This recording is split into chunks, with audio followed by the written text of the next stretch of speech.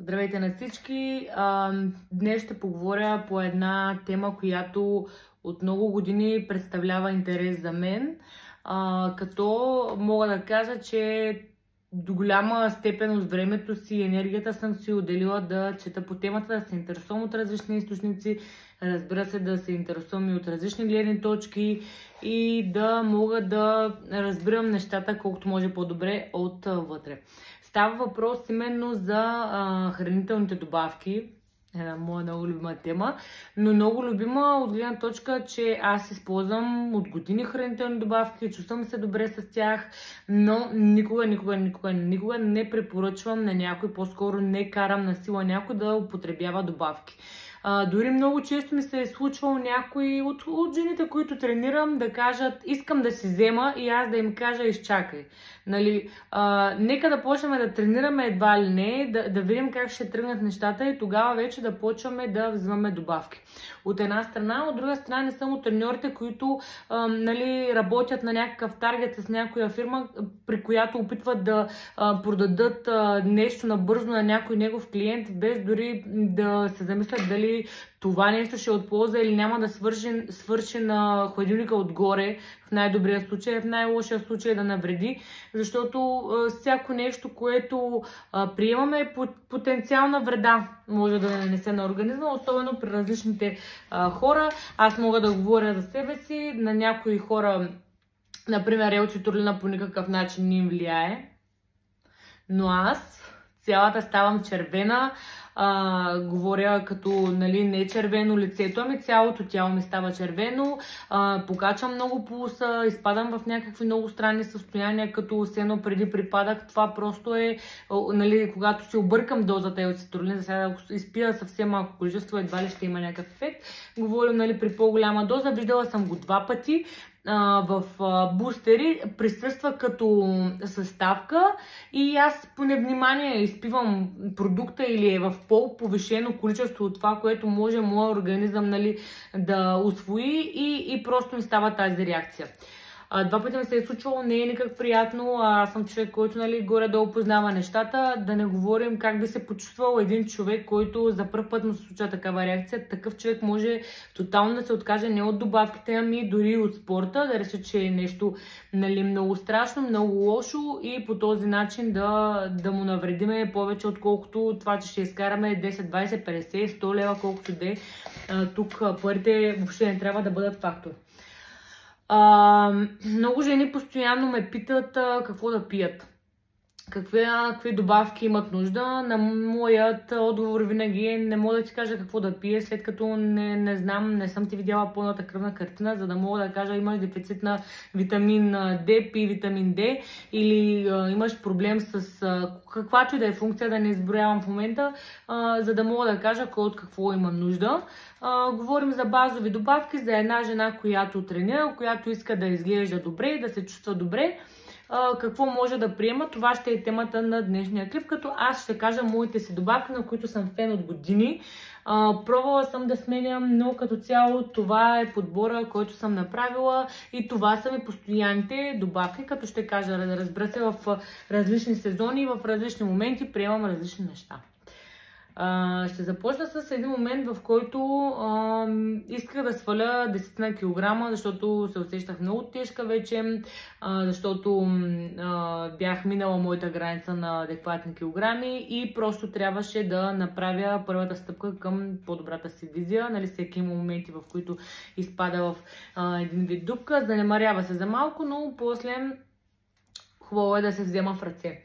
Тогава започнах по-тежка диета и същевременно аз винаги съм имала коса, кожа, ногти, нямам оплаквания, даже не знам колко може да се види на клипа.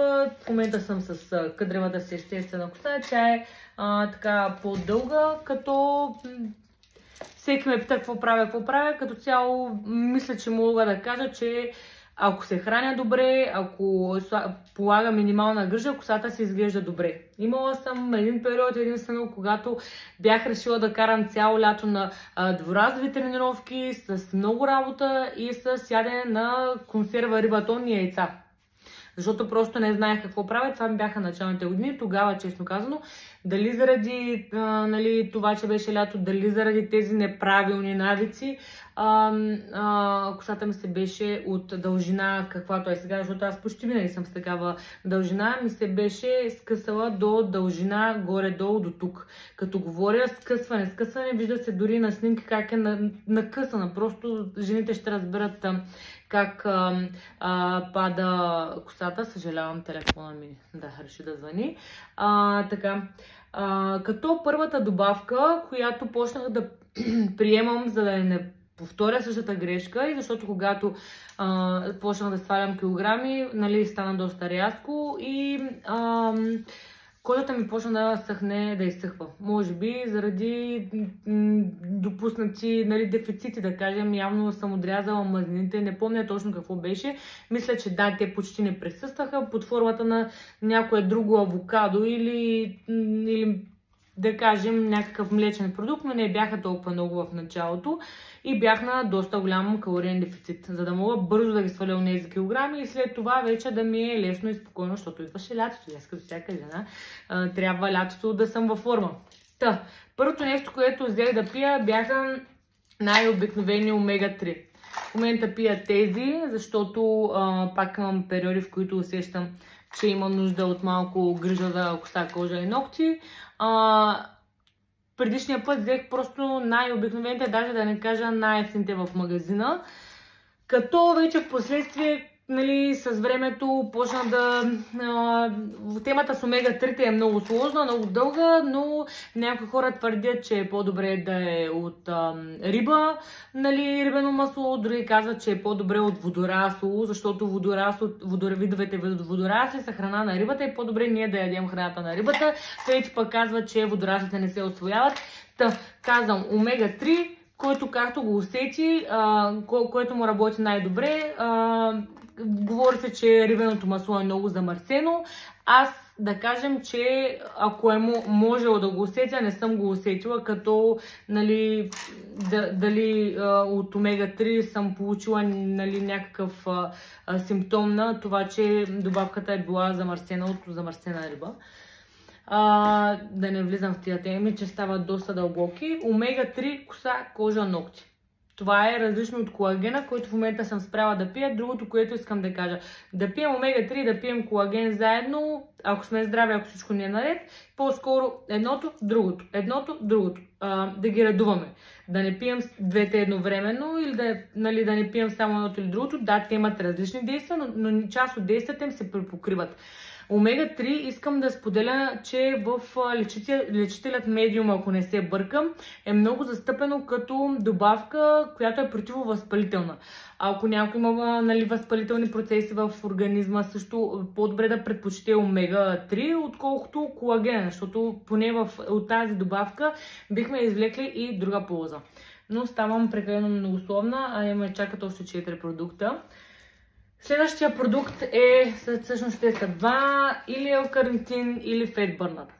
Когато исках да постигна най-бързите резултати, комбинирах двете. Комбинирах елкарнитина и фетбърнъра, защото елкарнитина просто винаги го усещам. Аз не спирам да пия елкарнитин, като цяло на мен ми е много полезно. Пила съм го на моменти заради сърдечната функция. Елкарнитина просто е полезен, според мен, нали, лично мнение. Няма да влезам в спор с никой, но аз се го пия и ми харесва действието върху мене, какво действие ми дава, как ме изпотява. От изпотяването може да се очакваме детокс ефекта.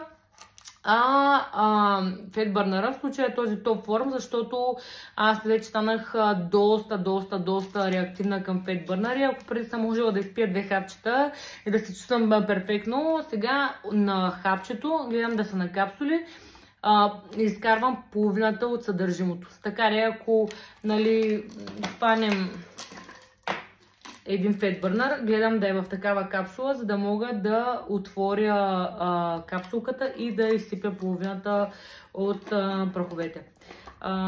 Този ми беше харесал, тъй като по принцип е много бюджетен продукт, около 26-7 лева струва за 60 капсули. С една капсула на ден аз карам 2 месеца, това е, нали, доста ефтино излиза от една страна, и от друга страна е защото така гледах да му се падат съставките, че да не получавам сърцебиене, да не получавам прескачане на сърцето, аритмия и така нататък, тъй като всеки, който му се е случило, знае колко е неприятно и колко, нали, аз не се притеснявам да неща, но на моменти може да стане притеснително.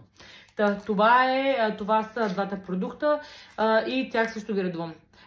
По-често зимата, когато температурите навънка са по-студени и искам да дигна собствената си температура, пия Fat Burner, за да може да си повиша телесната температура. Когато навънка е лято и когато времето е по-топло, пия L-карнитин, защото в случая нямам нужда от тази повишена термогенеза, която ще ми даде Fat Burner. Да, мисля, че набързо обясних нещата. Следващото нещо, което е много периодично, между другото имала съм период, когато не съм можела без БЦА, но после реших да ги намаля заради проблемите с пъпките. Мисля, че нещата са обвързани, не бяха. Но сега пия БЦА по-рядко и може би с една кутия карам, като не пия, може да се го пиете преди, след тренировка или по време на тренировка, като най-добрия вариант е по време на тренировка, според мен лично. Като аз го пия, защото екстендам, въпреки че преди му бях бях против екстенда, защото имаше много по-добри формули на БЦА, пък екстенд малко си лежи на старите лаври, както някои други, например Optimum Nutrition протеина има доста по-добри протеини, но има хора фенове на марката, които още от едно време, когато е нямало чак такъв голям избор, са си казали, тази марка ми е фаворит. Същото беше и с екстенда. Или поне в старата му формула, в която имаше захар, която имаше вещества, които не бяха окей с тях. Тази формула на екстенд, новата, според мен е добра. Подобрен вариант и също така, доколкото знам, е с електролити именно. Точно заради електролитите, които са вътре, аз го пия най-често лятото, защото лятото аз винаги вървя доста, активна съм, но лятото при повишеното потене, разбира се, губим част от електролитите си и аз на моменти съм се чувствала, че имам нужда. Вече в момента, в когато се науча да слушам тялото, съм имала нужда от нещо, което да изпия, да ме възстанови. Просто усещам го като глад, който не е глад за храна, ами е по-скоро глад жажда. Не знам, може би не мога да го обясня, защото може да си е мое лично сензитивно усещане, но аз просто вече си усещам тялото в кой момент, от какво има нужда. Така. Минавам на моята любима тема. Хора, не тренирайте, когато сте болни, защото ние в залата не сме длъжни да се разболяваме заради това, че вие сте решили да тренирате. Да, не останете активни докато сте болни, но може да направите тренировката си вкъщи, да поклякате, да правите коремни преси, да правите лицеви опори, да се набирате някъде, да правите кофички и така нататък, но не разболявайте хората около вас. Защото особено зимата, вентилацията, която е пусната, за да се поддържа в помещението кислорода, да кажем така, просто взима бактериите ви, разнася ги и ги слага върху всички. Така че вие, ако сте в едния край на залата, вентилацията е включена, ще разболеете човека, който е в другия край на залата. Така, тази скоба на страна. Не знам дали е плацебо ефект или просто това е наистина най-добрият продукт, който съм срещала някога. Който го е пил, просто може да потвърди всичко на Animal е много добро. Дали е пак, дали е флекс, дали е... може би всъщност М-стаковете са добри, когато съм работила в магазин за хранителни добавки, доста не ги търсиха. Може би единствено не съм видяла някакъв голям ефект от формулата, която беше за отслабване. Не помня каква беше, как се казваше продукта. Може би не съм я видяла като действие. Флекса е изправил на крака хора с големи проблеми в стави, в сухожилия. Разбира се, не говорим за някакви нелечими случаи, но това са много добри добавки, доколкото знам в Америка се продават по аптеките. Както всички други добавки, но просто този продукт е много добър. Просто като му видите състава, в смисъл това цялото е състав, само че не може да ми фокусира камерата. Това цялото е състав, да, фокусира вече. И просто имате всичко в едно пакетче. За съжаление за хората, където пият трудно лекарства, може да е малко по-трудно. Аз съм се научила да взимам на 2-3 приема. Опитвала съм и наведнъж, става между другото, с тристазора не става. Новата формула е много добра. В новата формула имат и аминокомплекс, и витамин Б комплекс, и мултиминерален комплекс, и витамин Б6 комплекс, и витамин С и витамин Е комплекс. Това говорим за комплексни сол. Това са сумати неща, нали, да не губя повече време да обяснявам, но като цяло в новата формула вече имам този аминокиселинния профил, който е, и доколкото знам това, че са добавени Herbal Plus комплекс, това са билковите комплекси. Значи аминото и билките са новите неща в новия пак. Това нещо, така казвам, не знам дали е плацебо, мисля, че не е плацебо. Много пъти преди да се разболея, усещам просто първите симптоми и е първото нещо, което пия. На двата ми последни опита бяха Animal Pack заедно с вече при почнала болка, дращане в гърлото, Animal Pack с сауна веднага. Това е явно дигане на температурата плюс тази добавка ми помогна просто да не се разболея. Излязох от сауната, мина някакво време, 30-40 минути, и забравих, че съм имала симптоми цяла сутрин на дращане в гърлото. А другия момент беше Animal Pack, това говорим за последни 2 пъти, може и без движение, но пак казвам, по-добре да се дигне телесната температура, защото това е начинът, по който тялото убива бактериите. Другия начин беше при първи симптоми, не знаех дали са на умора или на грип, взех един Animal Pack и просто отидох на групова тренировка. Аз я водех. Скачахме стабилно 40 минути, излезнах и все едно абсолютно нищо. Последно нещо, което аз лично дори включвам в хранителните си режими. Повечето пъти първата закуска на моите момичета е шейк с нещо. Говорим за протеинов шейк. Протеинов шейк с нещо. Това ще се остане в клипа, тъй като още не съм започнала да си обработвам клиповете, ами си говоря като приятелски разговор, очи в очи. Така, протеина. Протеина е основният белтък в тялото, разбира се, знаете, дори при мускулни, нали, от една страна при мускулни натоварвания, от друга страна, когато аз работя в магазин за хранителни добавки, са ми идвали раково болни хора, които нямат възможност да ядат, и от лекаря ми е предписано да взимат протеин гейнър. Именно по тази причина използвам протеина като заместител на едно хранене, като не говорим просто доза протеин, а говорим протеин с нещо. Заместител на едно хранене, сутрешното хранене, защото течната храна се усвоява най-бързо. Сутрешното хранене съм го сложила протеин на прах в различните дни. Обичам да слагам различни видове шейкове, за да не писват. Мога да дам пример за най-елементарен хубав протеинов шейк. Да, тук нали, феновете на веган и вегетарианското хранене ще кажат протеин с плодове. Не.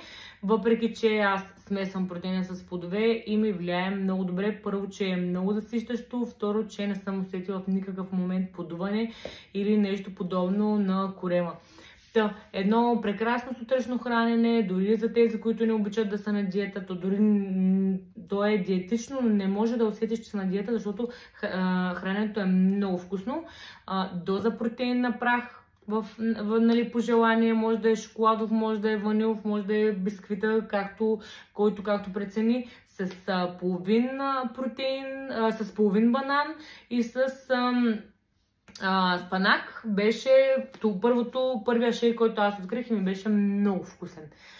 Оттам нататък, нали, говорим като броене на калории, се падаше към 200 и няколко калории, затова останах на дълго време на този вид закуска. По-нататък вече, ако искаме малко по-калорично хапване, може да добавим в шейка форми, става много хубаво, може да добавим овес, също става много хубаво, може да добавим ядково мляко, въпреки че от вкуса на протеина просто не се усеща вода или ядково мляко.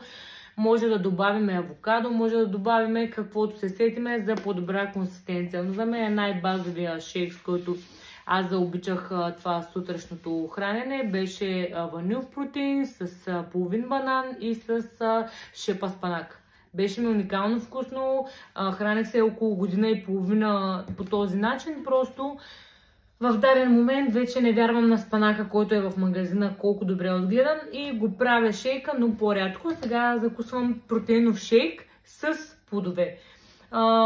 Днескашната ми закуска, например, беше протеинов шейк с смокини и ябълки. Вчера сутринта закуската беше ябълка круша и протеинов шейк с овес. Нали, овес е накиснат в доза протеин и вода.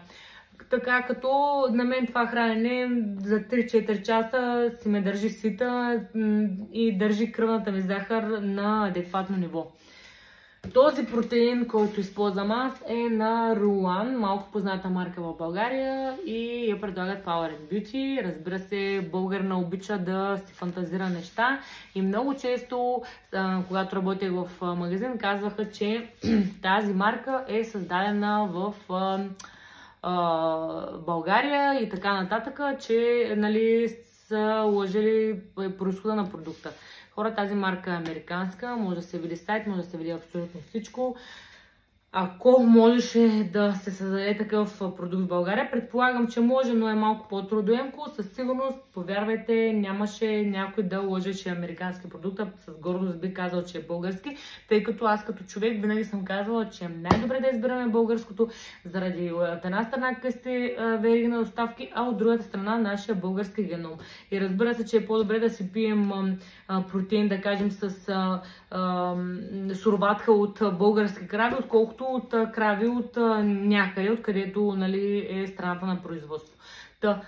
Руан ми хареса, защото е без набухватели, без цветители, без захар, много важно, без нищо изкуствено в него, дори БЦА-то е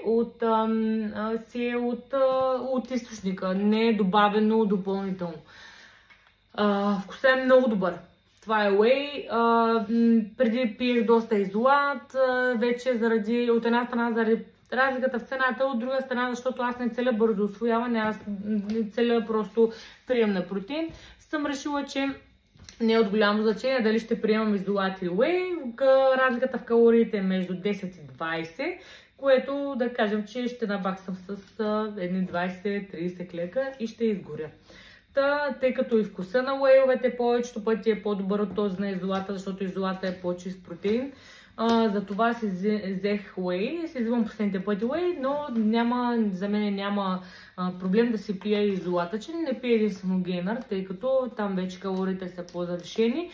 И казеин, защото просто не харесвам вкуса на казеин. Дори да е казеин с суроватка, пак ще го усетя вкуса на казеина. Той е много странен и аз просто не мога, не ми харесва. Обожавам протеини, но казеин не обичам.